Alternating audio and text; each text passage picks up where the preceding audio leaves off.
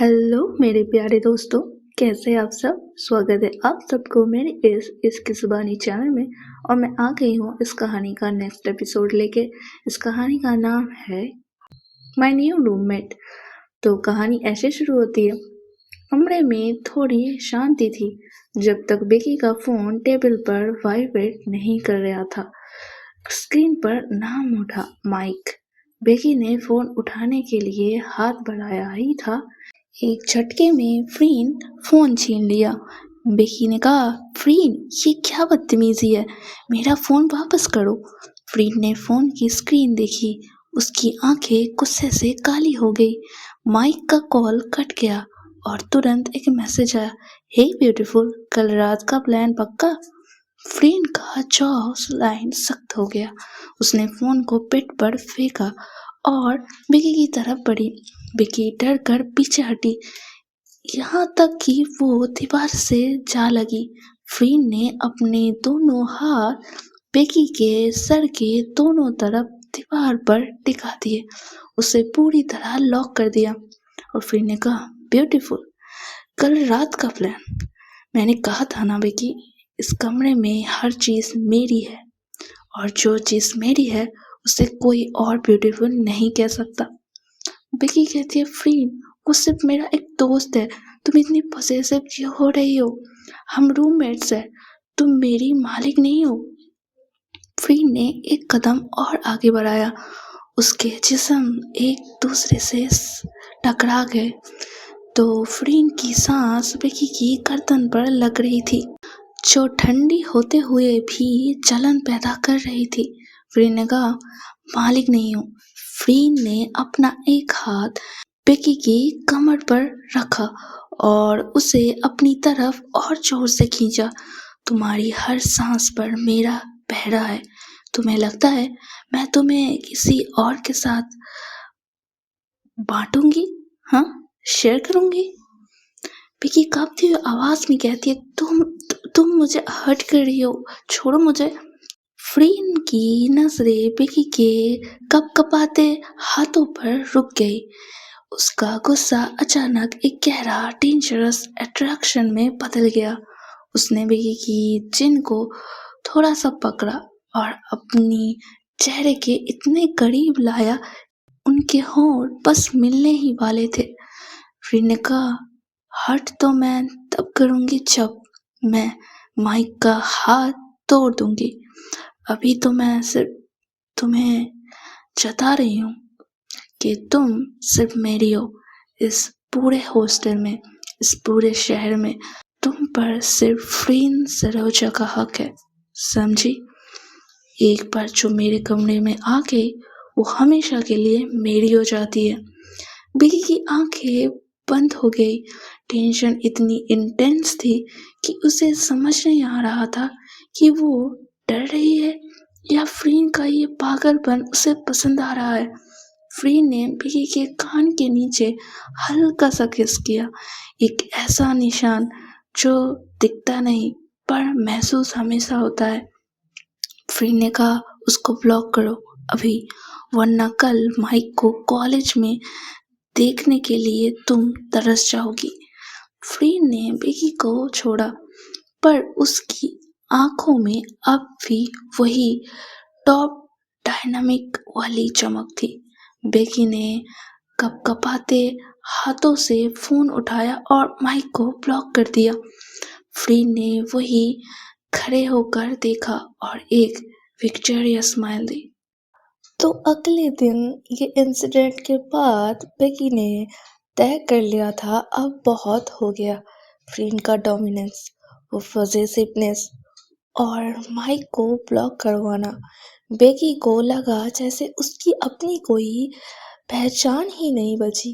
पूरे दिन बेकी ने एक शब्द नहीं बोला। फ्रीन कमरे में आती तो बेकी मुंह फेर लेती। फ्रीन कुछ पूछती तो बेकी लाइब्रेरी निकल जाती। रात के 2 बजे थे। कमरे में सन्नाटा था, सिर्फ एसी की हल्की आवाज थी। बेकी सोने की कोशिश कर रही थी, तभी उसे महसूस हुआ कि बेड का एक साइड थोड़ा झुका। फ्रीन उसके बेड पर आकर बैठ गई।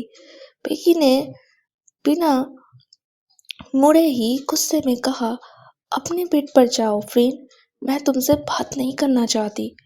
एक पल का सन्नाटा और फिर अचानक फ्रेंड ने बेकी को कमर से पकड़कर अपनी तरफ पलट दिया।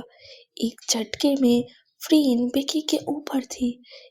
उसके दोनों हाथों को बेकी के सर के ऊपर बेड पर पिन कर दिया। तुम्हें लगता है तुम मुझसे दुश्मनी कर सकती हो?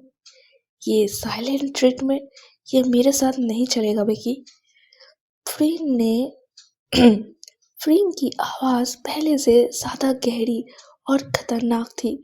उसकी आंखें अंधेरे में चमक रही थी। बेकी कहा, छोड़ो मुझे, तुम्हें फर्क नहीं पड़ता ना? तुम तो कहती हो तुम्हें साइलेंस पसंद है, तो खुश रहो। फ्रेंड ने कहा, मुझे दुनिया का सन्नाटा पसंद है, तुम्हारा नहीं। फ्रेंड ने बेकी के हाथों पर अपनी पकड़ और मजबूत कर दी। वो बेकी के इतने करीब झुकी कि उसकी सांसें एक दूसरे में घुल रही थी। फ्रेंड ने अपनी नाक बेकी की गर्दन पर रगड़ने लगा, जिससे बेकी को पूरे जिस्म में एक बिजली सी दौड़ गई। फ्रेंड ने कहा, जब तुम मुझसे बात नहीं करती तो ये कमरा मुझे काटने को दौड़ता है, और जब मैं गुस्सा होती हूँ, बुरी तरह मनाना चाहती हूँ।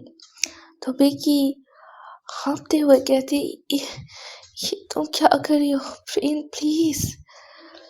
फ्रेंड ने बेकी के कान के हल्का सा बाइट किया और फिर वहाँ विस्पर करके कहा, मैं तुम्हें तड़पाना चाहती हूँ बेकी, इतना कि तुम भूल जाओ कि गुस्सा क्या होता है।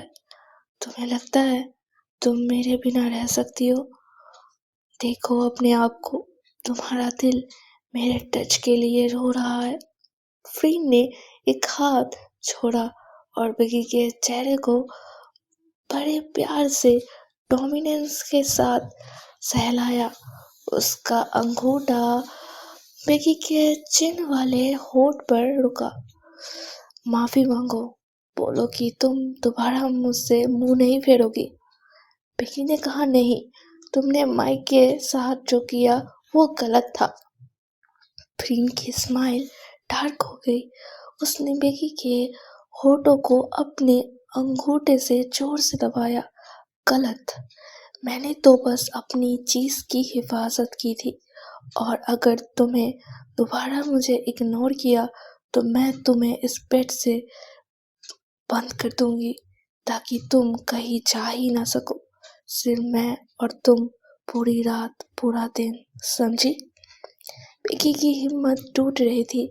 फ्रेंड का इंटेंस रोमांस और उसकी डार्क एनर्जी उसे पिघला रही थी। बेकी ने दबी हुई आवाज में कहा, आई हेट यू फ्रेंड।